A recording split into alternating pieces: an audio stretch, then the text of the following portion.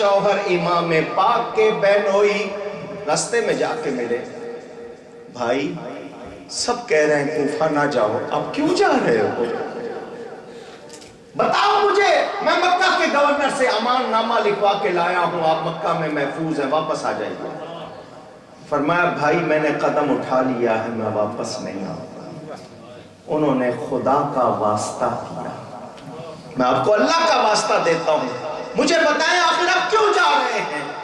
فرمایا تم نے واسطہ دیا ہے تو سنو. مجھے نانا جان رسول اللہ صلی اللہ علیہ وسلم خواب میں ملے. حضور نے فرمایا بیٹا قدم پیچھے نہیں ہٹانا، آگے جانا ہے، اور وہ قربانی دینی ہے کہ ہمیشہ یاد رکھی جائے گی. دین کی بقا کا مسئلہ ہے. میں نے نانا جان سے ایک وعدہ کر لیا ہے، وہ پورا کروں گا، میں جاؤں گا. حضرت عبداللہ نے پوچھا بھائی وہ وعدہ کیا؟ فرمایا تجھے نہیں بتاؤں گا، وہ میرے اور خدا کے درمیان، یہاں تک کہ میں اللہ سے جا ملوں.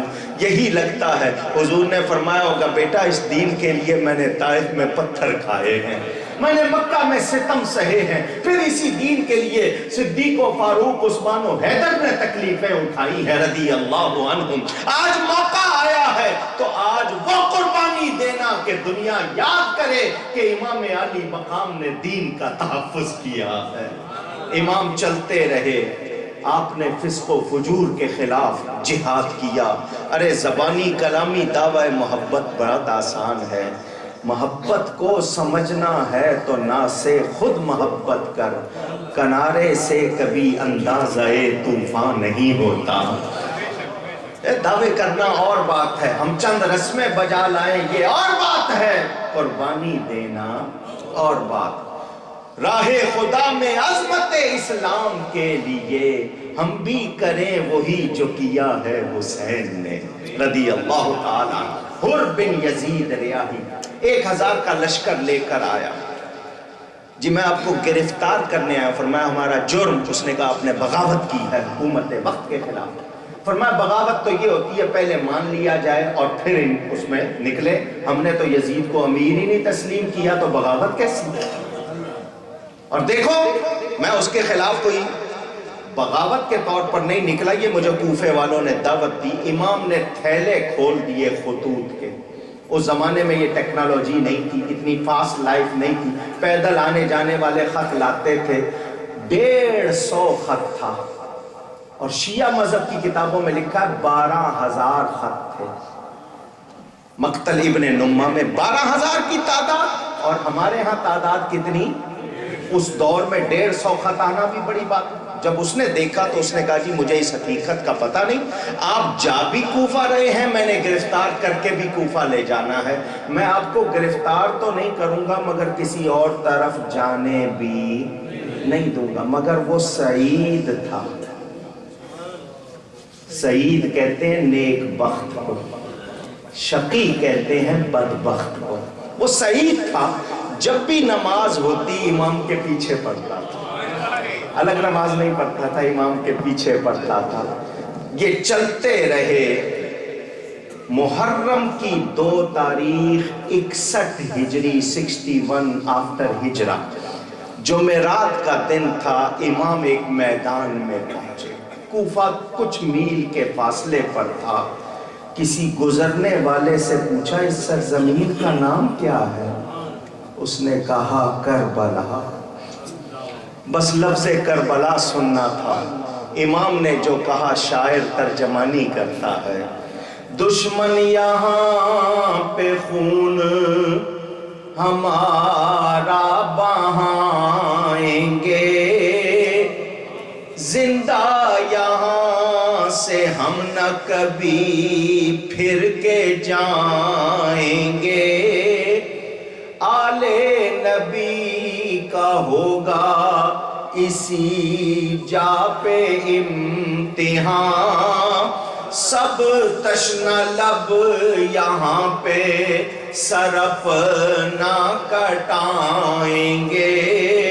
کرب و بلا ہے نام اسی سرزمین کا، بچے یہاں پہ پانی کا قطرہ نہ پائیں گے.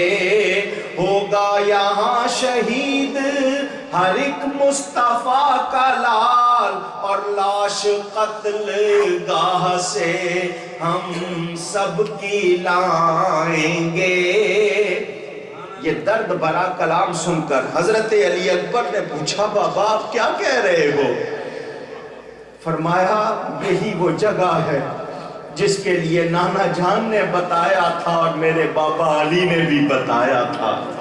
بیٹے نے پوچھا بابا ہم حق پر ہیں نا؟ فرمایا ہاں. اس نے کہا پھر کوئی گھبرانے کی بات نہیں، ہم میں سے جب تک کوئی ایک بھی زندہ ہے ہم آپ کو کسی طرح بھی ان کے ظلم و ستم کا نشانہ نہیں بننے دیں گے. خیمے لگا دیے گئے. ادھر ابن زیاد کو اطلاع مل گئی کہ امام کربلا پہنچ گئے ہیں. اس نے انہی لوگوں کو جنہوں نے امام کو خط لکھے تھے، جنہوں نے دعوت دے کر بلایا تھا، قسمیں کھا کر بیعت کی تھی، جان مال قربان کرنے کا یقین دلایا تھا، انہی سے کہا مقابلے پر جاؤ. 22,000 کا لشکر جمع ہو گیا. کتنا؟ 22,000. ادھر کتنے ہیں؟ عورتوں بچوں سمیت 82 افراد. سن رہے ہیں آپ؟ سوار اور پیادے، پیادے کا مطلب پیدل، لشکر پہ لشکر. عمر بن سعد اس کو امیر لشکر بنایا گیا. رے تہران کا پرانا نام، ایران کا کیپٹل. اس کو وہاں کے گورنری appointment letter as a governor مل چکا تھا. ابن زیاد نے کہا اگر تمہیں رے کی گورنری چاہیے تو پہلے کربلا جا کر حسین کا مقابلہ کرو. یہ صحابی کا بیٹا تھا. اس نے کہا جی سوری مجھے معاف رکھیں. اس نے کہا ٹھیک ہے رے کی گورنری کا اپوائنٹمنٹ لیٹر واپس کرو، چھوڑ دیتے کوئی بات نہیں. اس نے کہا وہ تو میں نہیں چھوڑوں گا. اس نے کہا پھر جانا پڑے گا. اس نے ایک رات کی مہلت مانگی. گھر آیا. اس کا ایک بھانجا تھا حمزہ بن مغیرہ. وہ اس کے پاس آیا، ماموں پوری دنیا کی حکومت ملے تو چھوڑ دینا، فرزند رسول کے مقابلے پر نہ جانا. اس نے کہا تم نے بہت اچھا مشورہ دیا، میں ایسا ہی کروں گا. دوسرے دن صبح گیا، کہنے لگا نہیں جی میں نہیں جا سکتا فرزند رسول کے مقابلے پر. اس نے کہا ٹھیک ہے ہم زبردستی نہیں کرتے لیکن رے کی گورنری نہیں ملے گی. اس نے کہا جی وہ میں نہیں چھوڑوں گا. اس نے کہا جانا پڑے گا. اس کی بدبختی کے یہ تیار ہو گیا. اتقوا الشح، توجہ سے سننا حدیث ہے. اتقوا الشح فإن الشح، یہ ہرس، طمع، ہوس. میں نے 3 لفظ کہے ہیں، ہرس، ہوس، طمع. نقطہ ہے یہ تینوں لفظ خالی ہیں. جو طمع کرے گا اس کو ملے گا. ان تینوں لفظوں میں کوئی نقطہ نہیں ہے تو ملنا کیا ہے؟ فرمایا اتقوا الشح، ہرس و طمع سے بچو. بے شک فَإِنَّ الشُّحَّ أَهْلَكَ مَنْ كَانَ قَبْلَكُمْ حَمَلَهُمْ عَلَىٰ أَنْ سَفَكُوا دِمَاءَهُمْ وَاسْتَحَلُّوا مَحَارِمَهُمْ. مسلم شریف میں حدیث، اس نے پہلوں کو بھی ہلاک کیا، یہی قتل و غارت کا سبب، اور اسی کے ذریعے بندہ حرام کو حلال اور حلال کو حرام کرتا ہے. بہت بری چیز ہے گریڈنس. گریڈی ہو جائے بندہ پھر اس کو کچھ سوجتا نہیں. غرض عمر بن سعد، حسین بن نمیر، خولی بن یزید، شبس بن ربعی اور شمر ذی الجوشن، یہ سالار بن کر یہ اشقیاء بدبخت جمع ہو گئے. ابن سعد نے چند آدمیوں کو حکم دیا جاؤ پیغام دو، میں بات کرنا چاہتا ہوں. انہوں نے کہا جی ہم سامنے نہیں جائیں گے، ہم نہیں تو خط لکھ کے بلایا، کیا منہ لے کے جائیں گے؟ ابن سعد خود آیا. امام علی مقام نے اس کے سامنے 3 باتیں رکھی. کتنی؟ ضرور سناؤں گا کیونکہ یہ سنا کے لوگ کچھ فائدہ اٹھانا چاہتے ہیں، میں جواب دینا چاہتا ہوں. فرمایا مجھے مکہ واپس چلے جانے دو. مکہ جائے امن ہے، وہاں لڑنا منع ہے، میں وہاں چلا جاتا ہوں، عبادت کروں گا، مجھے واپس جانے دو. اگر مکہ نہیں جانے دیتے تو مجھے سلطنت اسلامی سے باہر نکل جانے دو. میں تمہاری گورنمنٹ سے باہر نکل جاتا ہوں، وہاں دین کی تبلیغ کروں گا، تمہیں مجھ سے کوئی خطرہ نہیں ہوگا. تیسری بات، مجھے یزید کے پاس لے چلو، پھر میرے اور اس کے درمیان جو طے ہوگا ہو جائے. لوگ یہ پڑھ کے کہتے ہیں امام بھاگنا چاہتے تھے، امام کسی طرح بچ نکلنا چاہتے تھے، یہ لوگ کہتے ہیں۔ امام نے یہ 3 باتیں کیوں رکھی؟ کل قیامت کے دن یہ نہ کہے کہ ہمیں کسی نے سمجھایا نہیں تھا، کوئی بات ایسی سامنے نہیں آئی تھی۔ امام اتمام حجت کرنا چاہتے تھے۔